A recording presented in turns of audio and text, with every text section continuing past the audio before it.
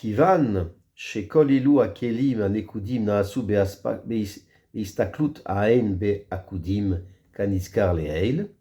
לכן, כיוון ששם היה חסר בחינת אור המלכות מן הכלי שלה, גם זה הכלי של המלכות דנקודים, היה חסר ולא יכלה לקבל האור שלה ונשבר.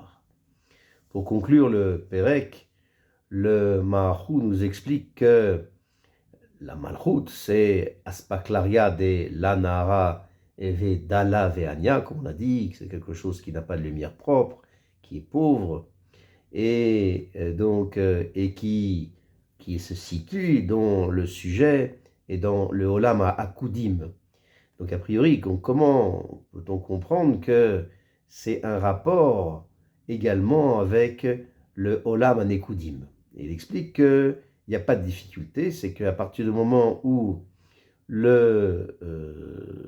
on parle, c'est le sujet essentiel, c'est le Olam HaKudim, et on sait que tous les kelim de Nekudim sont fabriqués par la Istaklut Haen, Ba Be Akudim, c'est-à-dire qu'ils sont fabriqués par le concours du regard de l'œil dans le monde de Akudim, comme on l'a expliqué dans le Perek Bet. C'est-à-dire que le regard de l'œil,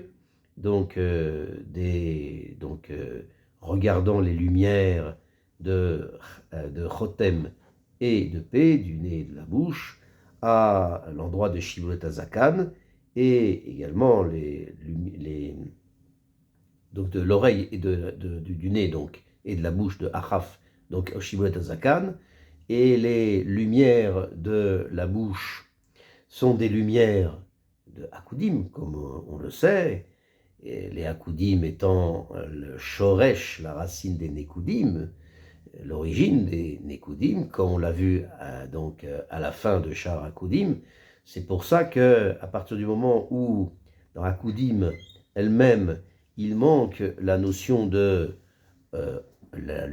Or Amalchut, de Akudim, de son Keli lui-même, la Malchut de Nekudim est faite et fabriquée donc dans Malchut de Akudim. C'est pour ça que également le Keli de Malchut de Nekudim et à la base il lui manque quelque chose et il est faible. C'est pour ça que même en ce qui concerne le Keli de Malchut de Nekudim, donc lorsqu'il rentre uniquement en lui la lumière de Malchut, sa propre lumière, sans ajout d'autres lumières, eh bien le Keli de Malchut devient un Keli faible, puisqu'il est un Keli faible et sur lequel il y a des manquements, alors le Keli de Malchut de Nekudim ne peut même pas supporter donc sa propre lumière et il se brise. On va commencer le Perek Vav et le Perek Vav commence ainsi. Ve nevaer ata et inyan shne achoarim shel Abba veima shegam em naflu venishberu. Alors là, on va entamer le sujet dans Nekudim. Donc, on sait que les Zat, les Zayin Atartonot de Nekudim, ont été brisés. Et donc ça, c'est une chose qu'on a déjà évoquée. Et donc, et on va expliquer maintenant le sujet en ce qui concerne Abba ve'ima. Abba ve'ima, Chochma et Bina, de Nekudim, qui eux n'ont pas été brisés et ne sont pas morts. Simplement, la Nephila, c'est-à-dire la déchéance de leur Achoraïm, de leur arrière, donc au Karka de Hatzilut, donc au niveau bas de Hatzilut, comme on a vu. Et il dit que maintenant, on va expliquer le sujet de ce que sont les deux Achoraïm de Abba et Veima, les deux arrières de Chochma et Bina de Nekudim, donc, qui ont subi cette déchéance et qui ont été brisés. Le Maharu fait une petite introduction et dit Vetrilat Sarir Shenevaer Agdama Inyan Panim Vepanim Veachor Beachor Veinyanhu.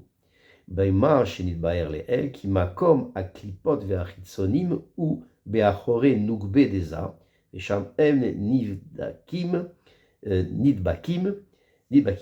Omnam Gam Beachore Adechura Zairanpin Yesh Ksat Achiza. Terem baro Elokim Adam alaretz ayakoar beklipot leyonek shefa minak dusha besod ve'adam em laavod et a adama ve'echad me'avodot adama ou siluk ve'kitzotz a kotsim min akerem asher lazet tsarir mitzvot maasiot. Le Maharu nous explique que pour comprendre le sujet de la Néphila des Achoraim de Abba Veima, il faut d'abord faire une petite introduction et dire que cette Néphila des Achoraim, ils sont restés donc dans leur situation de panim, donc de leur situation de panim. C'est-à-dire que l'idée, c'est qu'au départ, il faut expliquer ce que signifie la notion de la position des partsufim, panim ve panim et achor et achor. Que veut dire que les partsufim sont face à face ou bien dos à dos? Alors, le sujet, c'est ce qu'on a expliqué dans le Sha'ar Gimel, Perek Bet, que l'endroit où les klipotes et les ritzonim ont une possibilité de s'agripper. Donc, on va dire que symboliquement, les klipotes et les ritzonim, c'est le mal. Donc, cet endroit, c'est à l'arrière de Nugbe. C'est Be'achore Nugbe Deza. Et là-bas, donc ces klipotes et ces ritzonim ont la possibilité de s'attacher donc à ce niveau donc de l'arrière de Achore des Nugbe. Mais même en ce qui concerne l'arrière de Za, donc il y a également une possibilité que les ritzonim et les klipotes s'agrippent. Et en réalité, la chose n'est pas évidente de dire que les ritzonim se tiennent à l'endroit de Olam HaAtzilut, donc à l'arrière des partsufim de Zoun, parce que en réalité, le Olam HaAtzilut, dans Tehilim, il est écrit Lo yegurecha ra. Il ne résidera pas en toi le mal. Et il n'y a aucune metsiout, aucune possibilité a priori de s'agripper, que les klipotes s'agrippent à ce niveau-là.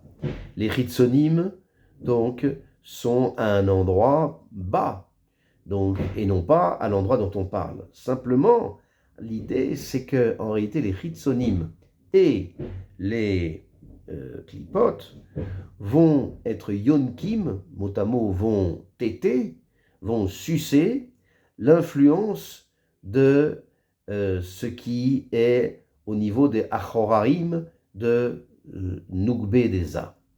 Et la raison, c'est que les lumières donc ont leur trajet donc depuis se diffusent depuis le Achorim des Za.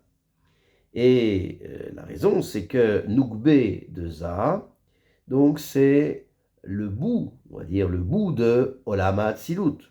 Et c'est pour ça, donc le bout en bas de Olam HaAtzilut. Et c'est pour ça que à partir du moment lorsqu'il y a un chasser, il y a un manquement dans les bonnes actions, des tartonymes, alors à ce moment-là, il y a une possibilité de ces chitsonim de téter, de s'agripper à, donc, au achoraïm de Nugbeleza. Donc c'est une conséquence, le fait qu'il s'agrippe est une conséquence du manquement dans les mondes inférieurs de bonnes actions. Et c'est écrit dans le Sha'aré que les partsoufim de Za et de Nugbé sont l'objet d'un birour, c'est-à-dire c'est d'un birour donc au niveau des 7 rois. C'est-à-dire que un birour, c'est-à-dire il y a un tri au sujet donc en ce qui concerne les résidus des psolètes, donc que constituent les clipotes et les chitsonim. Et c'est pour ça que avant que Akadosh Baruch Hu ne crée Adam Arishon sur la terre, alors il y avait une force potentielle des clipotes, donc avant que Adam Arishon ne naisse, de téter, de sucer à l'influence de la Gdusha. Et comme selon le secret du Pasuk dans Bereshit, Perek Bet, Pasuk He, Ve'adam el la'avod et Adama. Et qu'est-ce que ça veut dire ce Pasuk? C'est-à-dire que par les mitzvot concrètes, les mitzvot ma'asiot de l'homme, alors, c'est-à-dire de travailler la terre de toutes les façons possibles. Et un des travails de la terre, c'est se débarrasser des ronces, donc donc les ronces de la vigne, qui est l'endroit de la Gdusha, comme c'est écrit dans un passouk de Yeshad, donc Perek He, Keremaya Ledidi Bekeren Ben Shemen, etc.